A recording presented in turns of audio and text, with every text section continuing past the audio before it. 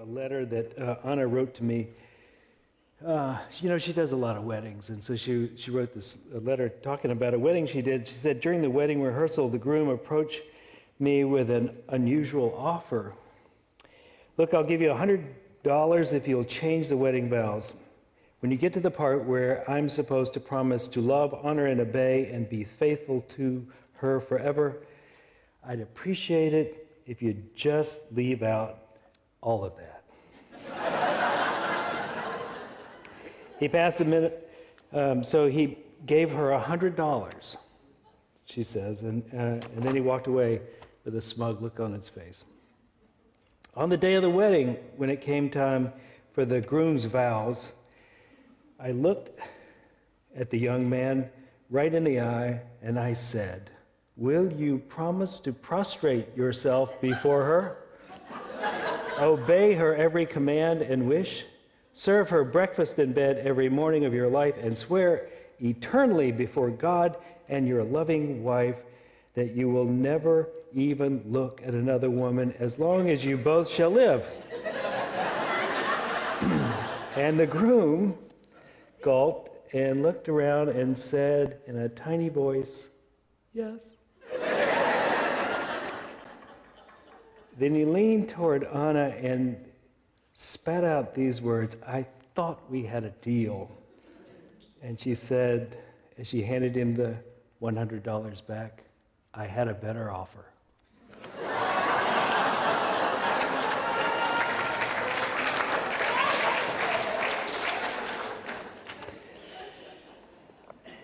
So, this week, we're going to start on heart-centered metaphysics. Heart-centered metaphysics. That's easier written than said, isn't it? Heart-centered metaphysics is essentially Unity's philosophy. It's written by a friend of mine, Paul Hasselbeck, who has essentially taken Charles Fillmore's writings, and Charles Fillmore was one of the co-founders, he and his wife Myrtle, and Myrtle was more the heart, and Charles was more the preacher, and so she did a lot of praying with people, and he did a lot of writing and talking. And but his writings come from a very elevated place, you might say, from his experience of being deeply into the spiritual world. And so sometimes they're not very accessible. And he's written lots of sermons, and a lot of those sermons were collapsed into books, and those books are dense and somewhat awkward to read sometimes, maybe because it's written 100 years ago and the language has changed. But Paul slices and dices it down to where you can get your hands on what he's intending. And the metaphysics in general is a world philosophy that we in the Unity movement have taken kind of as a baseline to explore our own spiritual nature through. And it's not something you have to take as fact. It's something that would serve you, I think, to explore and to decide, does this work for me? Don't take it on just as a given. Everybody's got a philosophy, whether you know it or not. So there's always a baseline that we're working from, and I want to read you a baseline called Texan religion, and it's by Butch Hancock, who remembers, life in Lubbock, Texas taught me two things. One is that God loves you and you're going to burn in hell. And the other is that sex is the most awful, filthy thing on earth, and you should save it for someone you love.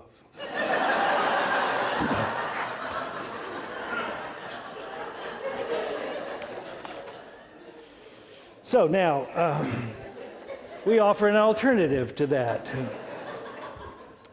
So the idea of metaphysics, really this idea that Unity has adopted, comes from a long tradition. It may not originate, but it was written down and codified to some degree by Plato back a long time ago in ancient Greece. And Plato starts out by saying there are two realms of life. There's the realm of the ideas, and there's the realm of the actual. And in the level of the ideas, there is perfection. So there is perfect love, perfect building, even perfect chair. You could have a perfect chair. This chair is an example of the idea of chair, but there's one, and there's another type, and there's another type in the room next door. There are different types and expressions of the idea, but there is a perfect idea of that somewhere in the realm of ideals. And this is essentially the same idea that unity starts with, which is to say that at the realm of God, there are divine ideas, and in those divine ideas are the perfect aspect of those. There's perfect peace, love, grace, intelligence, wisdom, power.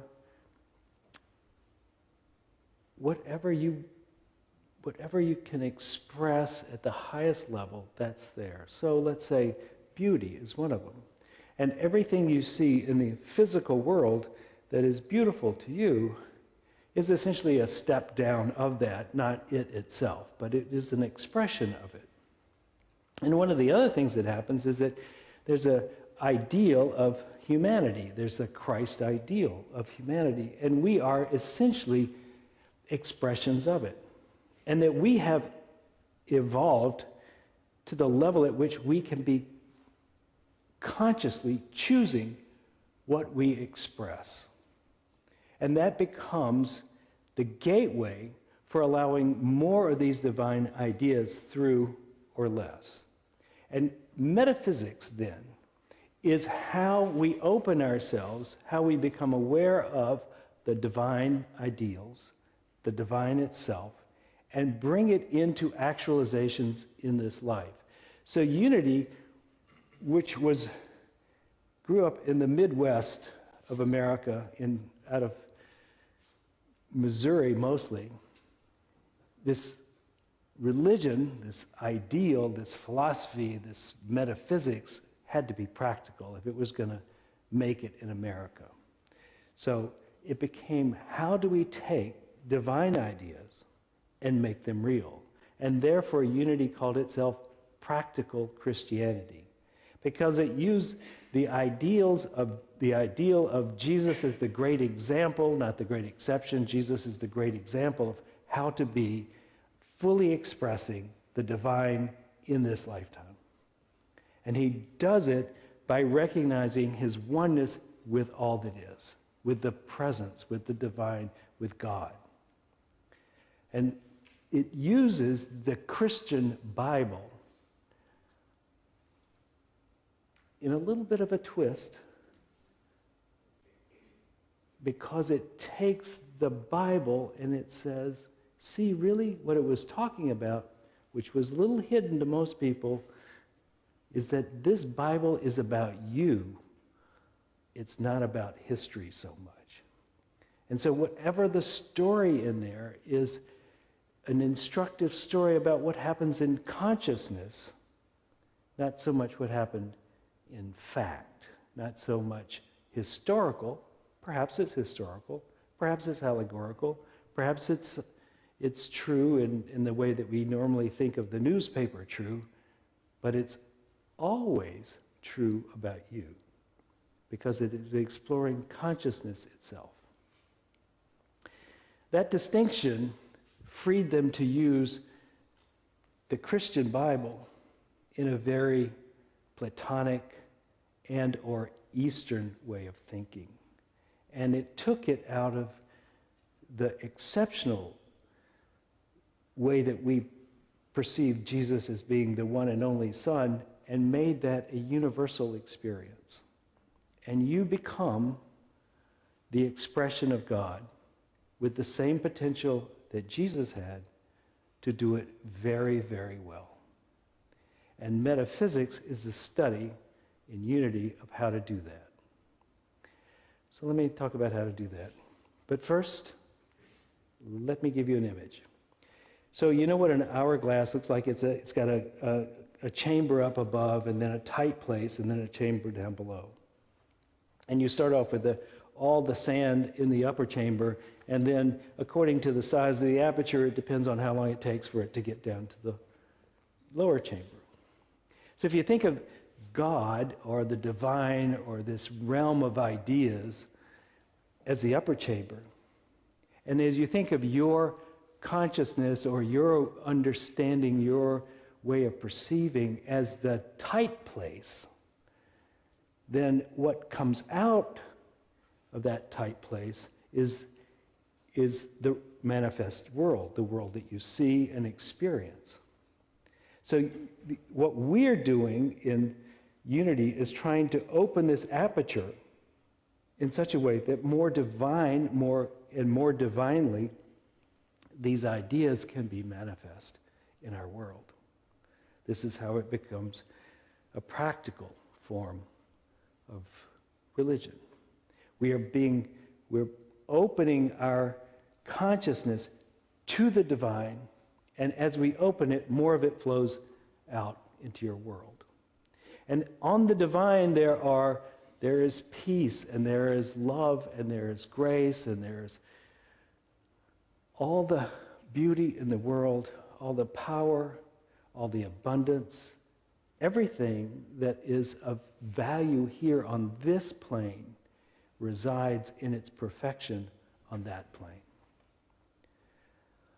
And as we attune ourselves to that plane, we open the valve that allows it to come through. So let me show you by contrast what I mean. In the last week, if you've been watching TV or listening to the radio, you probably have heard about what's been happening on the Senate confirmation of Brett Kavanaugh. And most people have a side they've taken, and almost everybody I know has felt tension of one sort or another around this.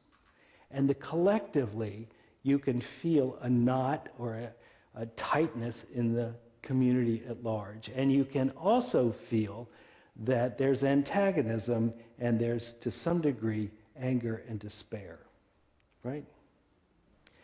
That comes when you place all your attention on this, what the senses can reveal to you.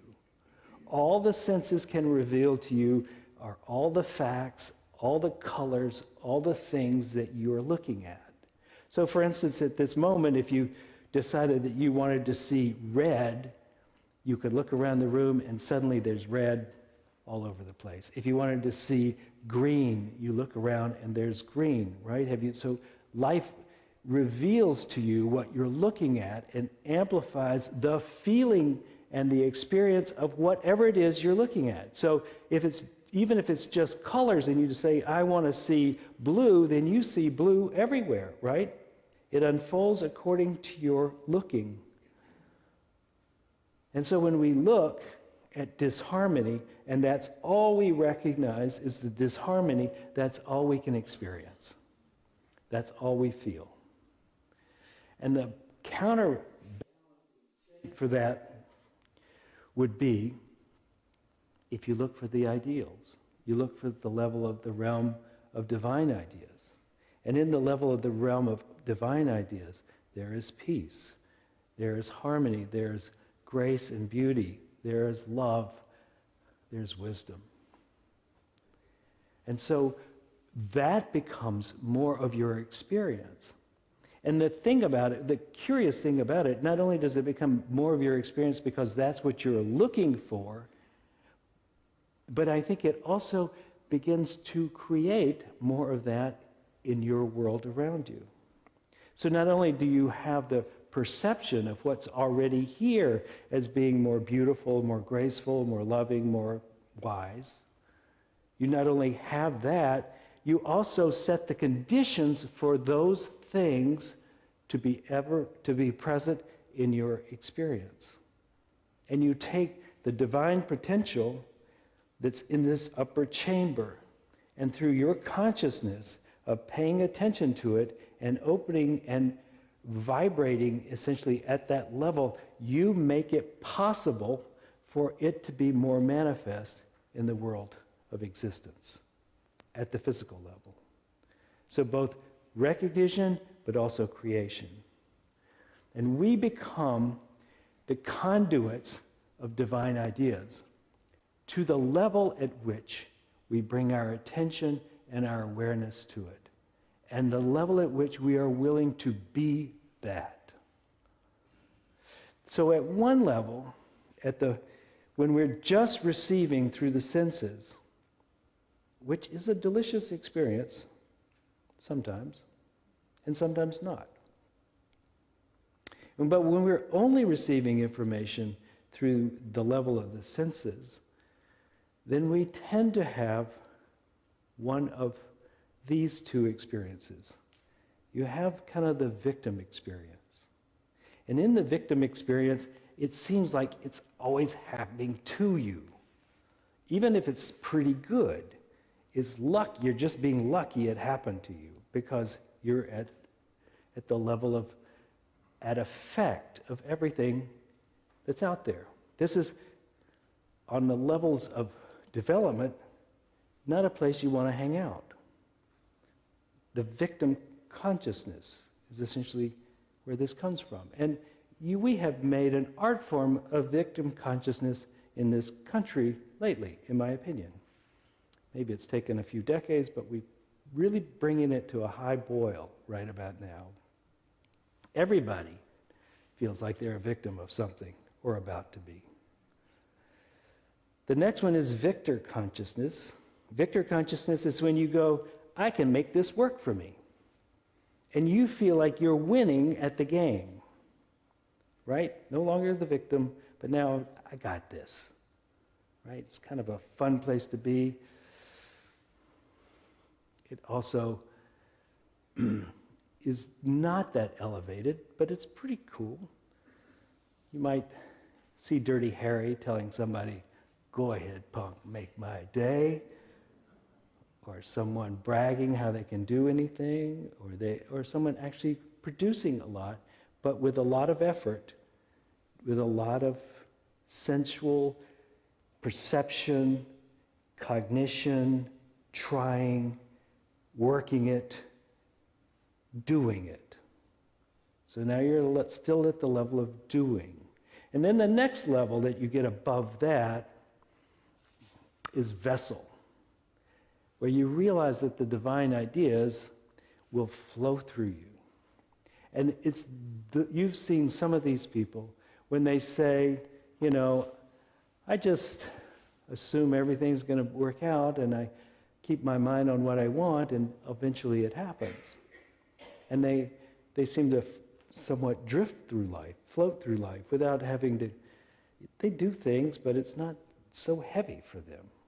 You know what I'm talking about? And maybe you've had those moments where you were in the flow and everything just happened, and you thought a thing and it unfolded right before you. It was just like magic.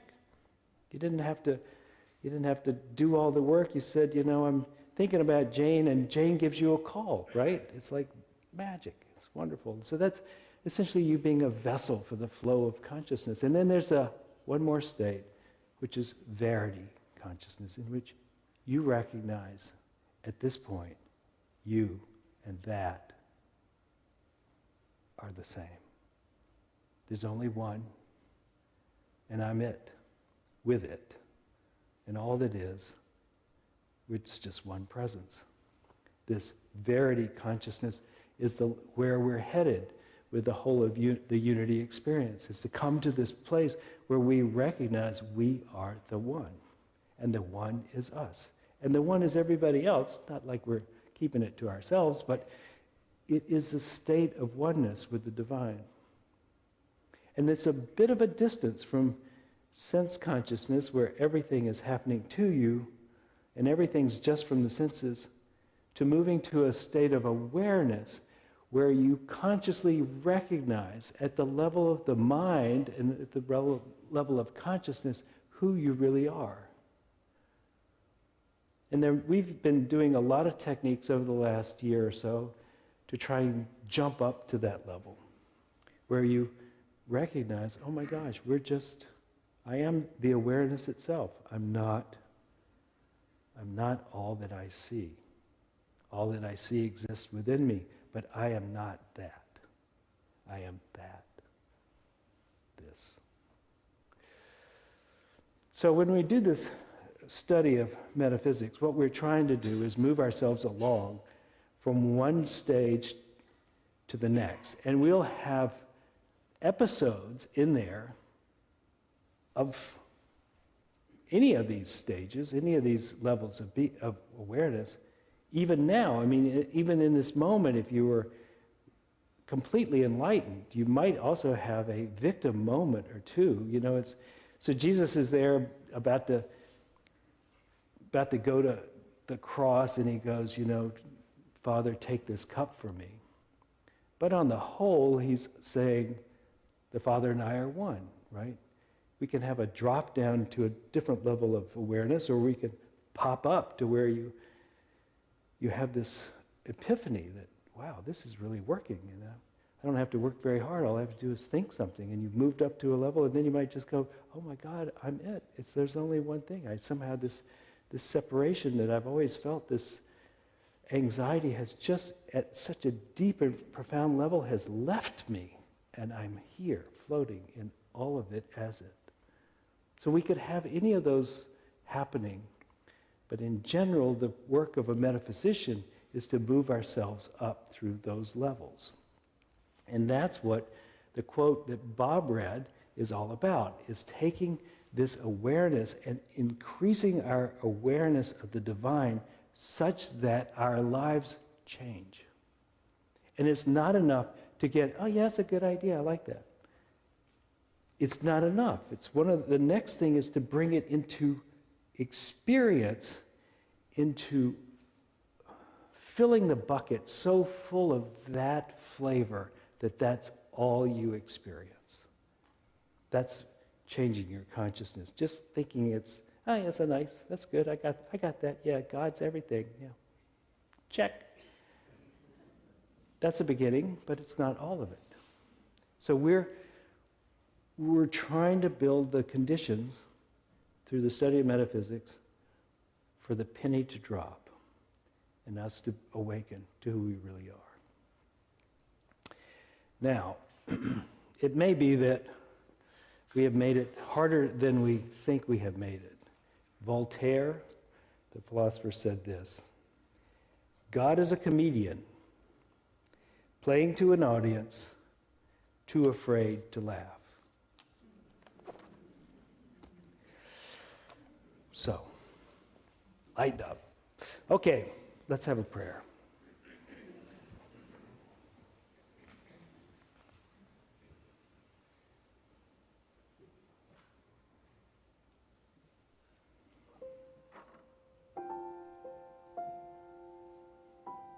Let's start with the body, and let's feel this body, which is wonderful. It has all the capacity to sense and perceive so many things. It breathes, it circulates, it digests, it does everything without us having to say boo about it. Amazing.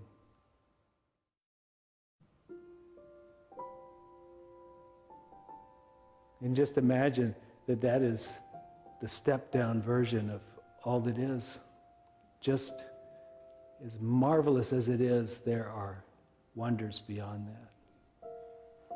Aspects of self and the divine, which are even better at it than your body.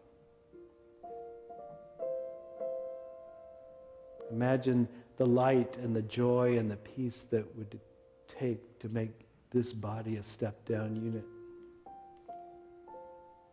Bring your mind to the highest ideal that you can now, and imagine peace and love and grace, power, wisdom, abundance, joy, harmony.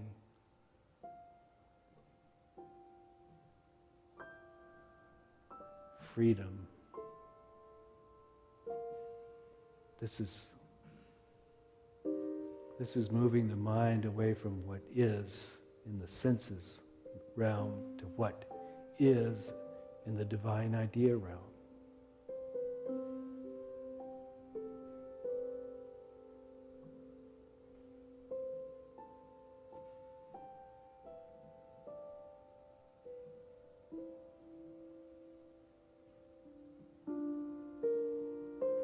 holding our minds on this is what the Apostle Paul said. If there's anything beautiful, anything worthy of your thoughts, of it's anything good, bring your mind to this.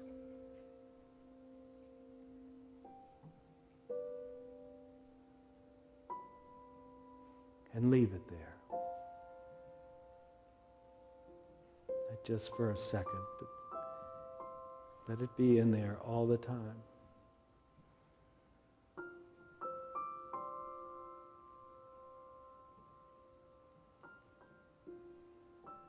When we metaphysically interpret the Bible, we hear the words that sounded as though they were spoken a long time ago to one particular person, spoken to all of us in this moment today. So hear these words as though they were spoken to you. Fear not, for I bring you tidings of great joy. For to you today is born the Savior, the Christ consciousness in you. You will find it lying in a humble place inside you.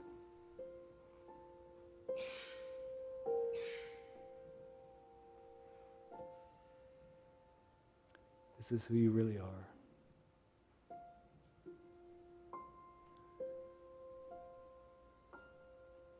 Blessed are the meek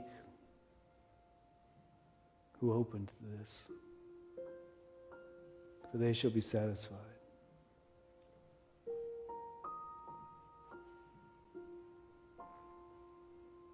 Those who pray shall have their prayers answered. Knock, and it will be open to you.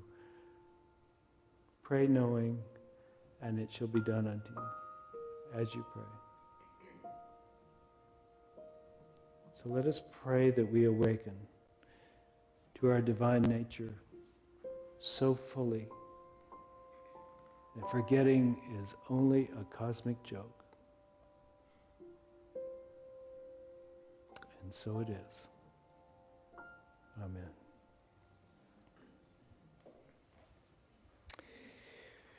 So a little news here on the church front. We bought a piano on Thursday.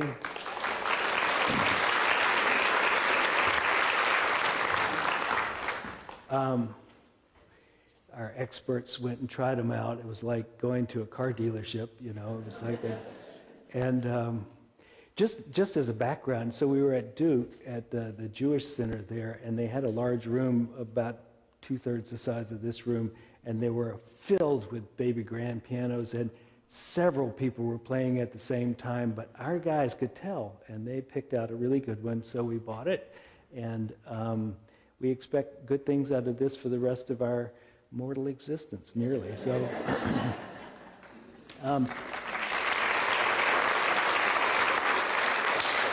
one of the curious things about a really good piano, and I've had several people who are experts in pianos say this, that the more you play it, the better it sounds. It begins to, the wood somehow takes on the vibration, somehow warms up, and so this piano is really new, and so it doesn't have the richness it will have in a few years. Now, for those of us who are aging, I found this to be absolutely true, haven't you? That the more you bring harmony and music into your life, just get better all the time. So, it's nice to have it, and it's nice that you all contributed enough to do it. And so I'm going to ask you for some more money. But I want to say something about the money.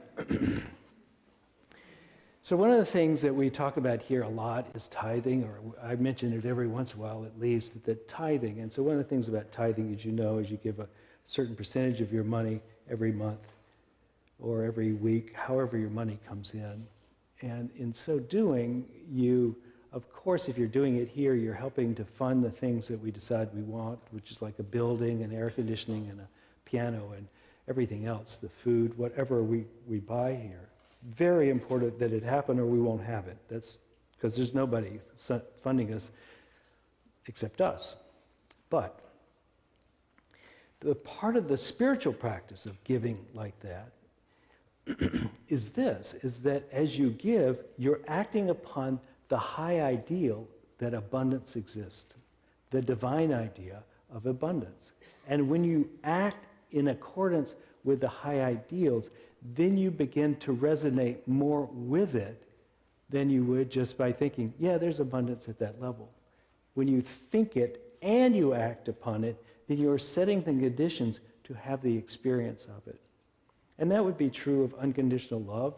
It would be true of peace or harmony. It would be true of any of the divine ideals. When you hold the divine idea in your mind and you act in accordance with it, then you create a world that reflects that. So you think about Martin Luther King, who had this idea of nonviolence, that you could actually take people and change their hearts by being love in the face of fear and anger and aggression, that you could do that.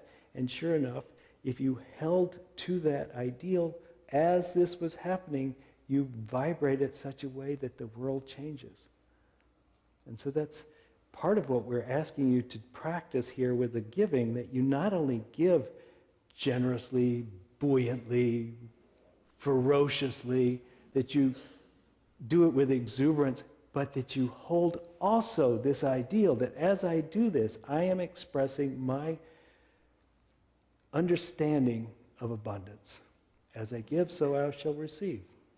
But even more than that, pressed down, overflowing, 10 times as much, whatever the number is, however you picture it, you're doing this awakening to the higher realm, to the upper chamber, by the way you are using what you have, and it's coming out here.